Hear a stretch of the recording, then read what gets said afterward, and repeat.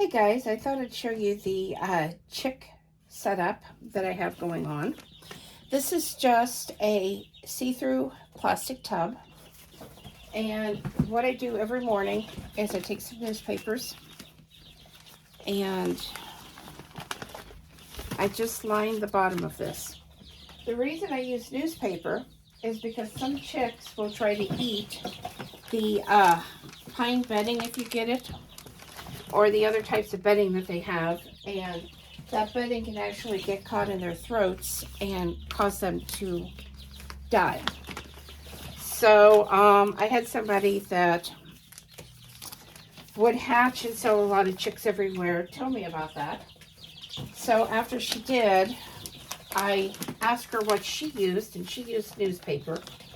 So I started using newspaper, and that has worked out really, really well for me. So like I said, I do a pretty thick layer. No set number, just pretty thick. Then I have their feeder filled. I use the Purina Organic Chick Starter, and I put that in for them. I'm going to put this on this side. And I also have their water dish filled, but I put that in last because they get pretty excited here when you start moving them from their dirty container to the clean one. Normally I have this covering so they can't just fly out, but I'm trying to leave it open a little bit so you can see these adorable little guys. And just one at a time I move them.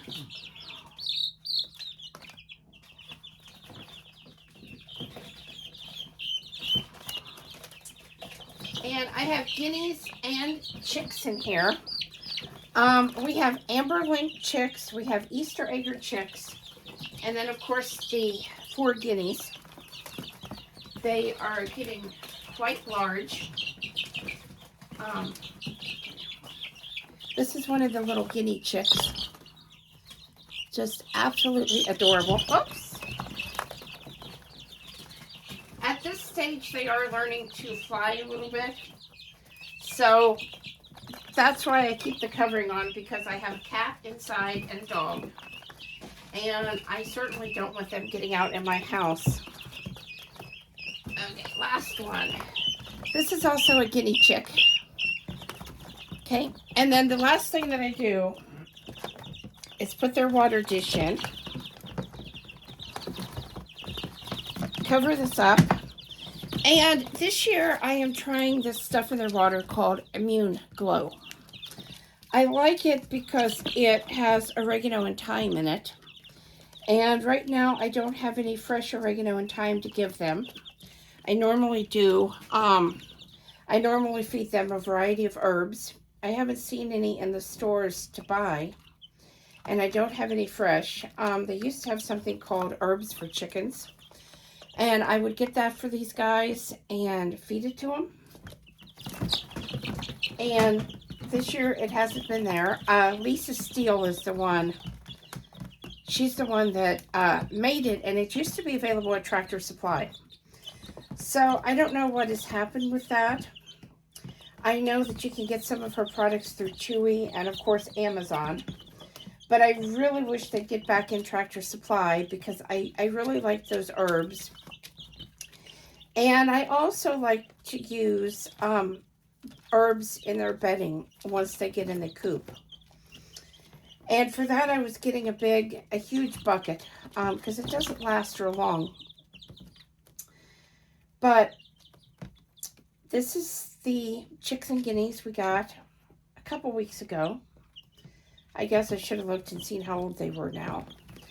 But there's 10 of them, and they're doing really well. After I put them together and had this many, there has been no more late night screaming out of the guineas. There's been a lot of peeping, but they've seemed pretty contented. This is a little more crowded than what I would like. And I suspect within the next week, at the most, I'm going to have to divide them down into 2 different brooders. But like I said, I wanted to share with you. And you can see this bag behind me that's on my floor is the Purina Organic Feed. I give that to both the baby chicks and my larger ones. One of the bags just still needs to go to the barn. And the other one is the chick feed bag that I'll keep in here for convenience.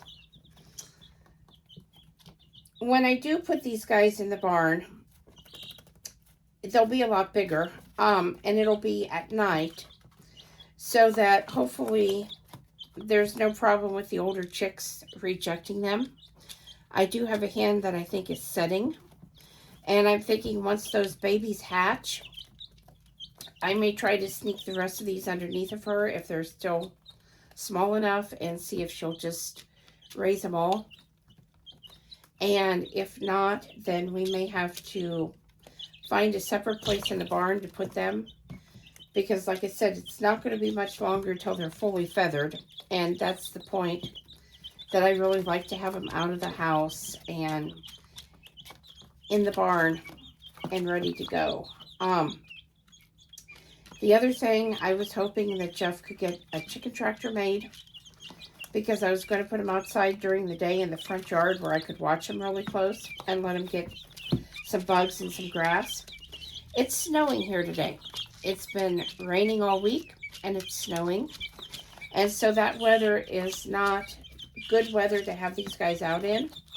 He hasn't been able to get out and get anything done. And this weekend, he's actually moving all the canning jars and other items out of the basement, getting ready for our foundation to be repaired. And the basement has to be completely emptied out for that. So he's got a job ahead of him. I don't know what all is down there.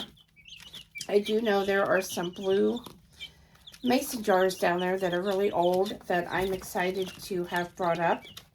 I'm going to wash those up and use those for dried goods, because I don't want to take a chance of canning with them. I have plenty of the clear jars to do that with. But anyway, like I said, I kind of wanted to show you and let you see how these guys have grown and let you see how I manage them. I'm going to move that water dish. It's a little close. I'm going to move it back just a little. I like them to be able to stand without going to the bathroom in their food or water containers. And they have to be a certain distance apart in order to make that work. So, I hope you guys have enjoyed this video. Please subscribe. Thumbs up, thumbs down, comments below. Thanks for watching and have a great night, guys.